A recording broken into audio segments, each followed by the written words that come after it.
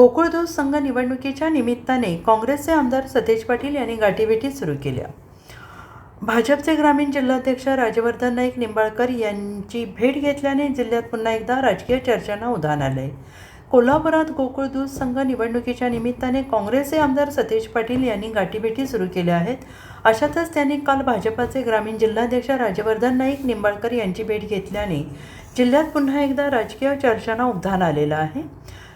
गोकुळ निवडणुकीच्या अनुषंगाने कोल्हापूर महायुतीतील वाद सतत या त्या कारणाने धुमसत असताना सतेज पाटील यांच्या गाठीभेटीची जोरदार चर्चा आहे. गोकुळ दूध संघाच्या निवडणुकीच्या पार्श्वभूमीवर काँग्रेसचे नेते आमदार सतेज पाटील यांनी शिरोळ, कवठेगुलन आणि टाकवडे येथे कार्यकर्त्यांच्या घरी जाऊन बैठकी घेतल्या.